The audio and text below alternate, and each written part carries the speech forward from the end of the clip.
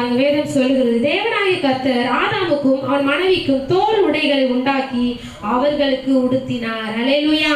பாருங்க, தோல் உடை அவர்களுக்கு உடுத்தின எதுக்குன்னா, அவங்க பாவம் செய்து தேவனுடைய மகிமையை இழந்து போயிட்டாங்க. அப்ப ஆண்டவர் தோல் உடையை உடுத்தினாராம். அல்லேலூயா. இன்றைக்கு நம்ம ஸ்கின் இல்லைன்னு வச்சுக்கோங்களேன், நம்ம எப்படி இருப்போம்? நல்லா இருப்போம்னு நினைக்கிறீங்க?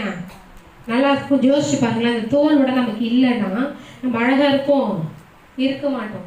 ஆனா இந்த தோல் நமக்கு அழகுக்காக கொடுத்துருக்கிறாரு. ஆனா இதுல என்ன பண்றாங்கன்னா, டேட்டோ போட்டுக்கிறாங்க, கோலம் வரைஞ்சிக்கிறாங்க, என்ன பேர் எழுதிக்கிறாங்க, என்னென்னவோ போடுறாங்க. இதெல்லாம் போடக்கூடாதுன்னு வேதம் தெளிவா சொல்லுது.